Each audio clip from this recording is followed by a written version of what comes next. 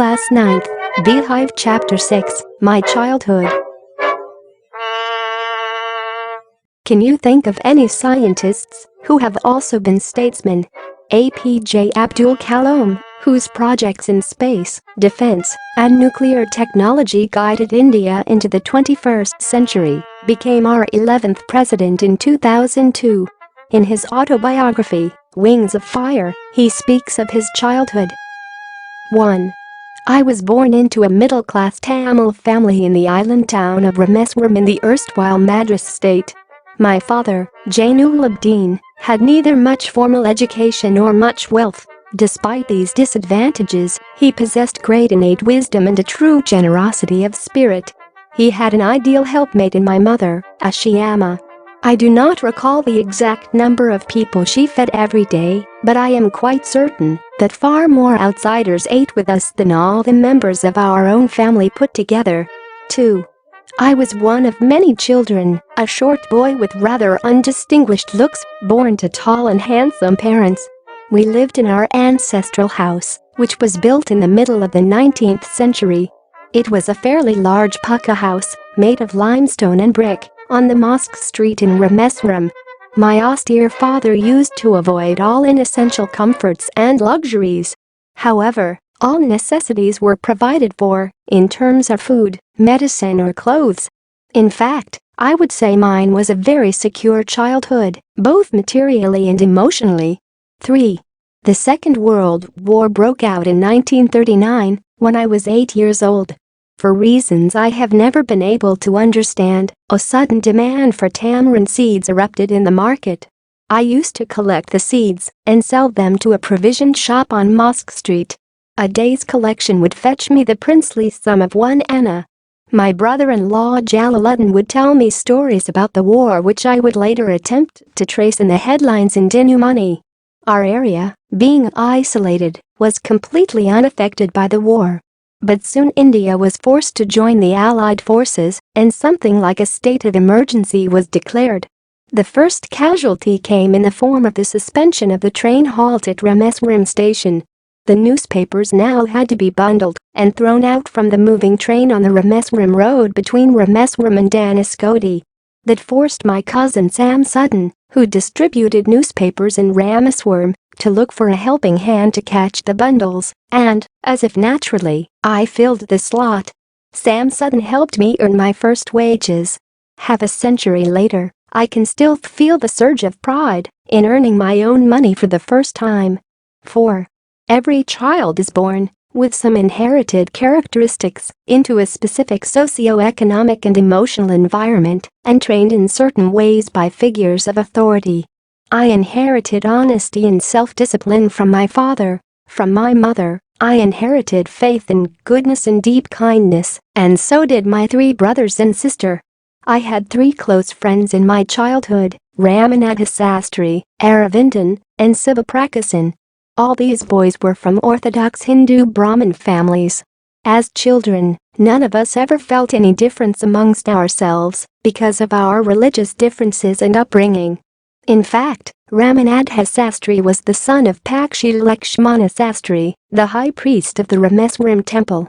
Later, he took over the priesthood of the Rameswaram temple from his father. Aravindan went into the business of arranging transport for visiting pilgrims, and Sivaprakasan became a catering contractor for the Southern Railways.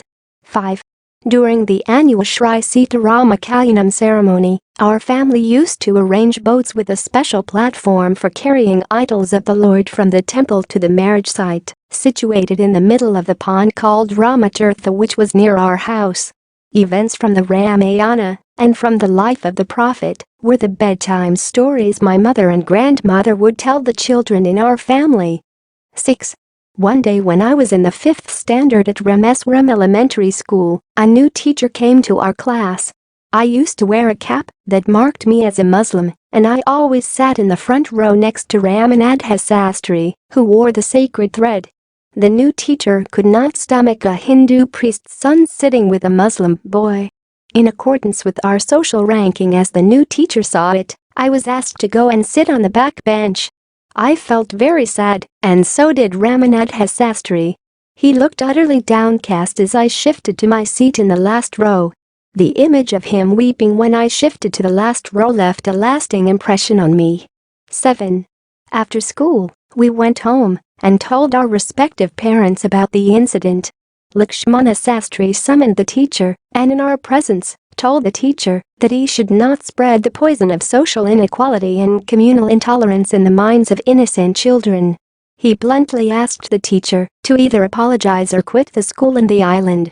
Not only did the teacher regret his behavior, but the strong sense of conviction Lakshmana Sastry conveyed ultimately reformed this young teacher. 8. On the whole, the small society of Rameswaram was very rigid in terms of the segregation of different social groups.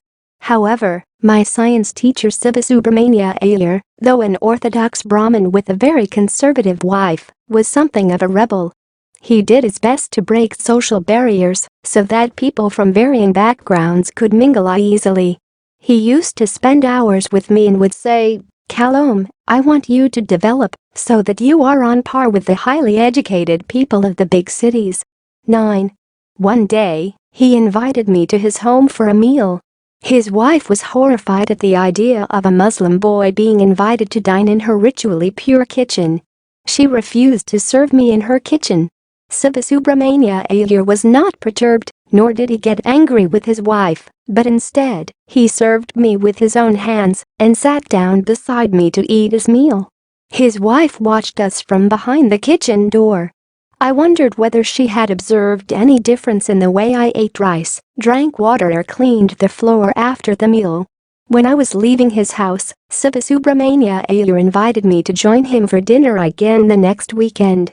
Observing my hesitation, he told me not to get upset, saying, "Once you decide to change the system, such problems have to be confronted." When I visited his house the next week, Subramania Iyer's wife took me inside her kitchen and served me food with her own hands. 10. Then the Second World War was over and India's freedom was imminent. "Indians will build their own India," declared Gandhiji. The whole country was filled with unprecedented optimism. I asked my father for permission to leave Rameswaram and study at the district headquarters in Ramanathapuram. 11. He told me, as if thinking aloud, "Abdul, I know you have to go away to grow. Does the seagull not fly across the sun, alone and without a nest?" He quoted Khalil Gibran to my hesitant mother, "Your children are not your children. They are the sons and daughters of life's longing for itself.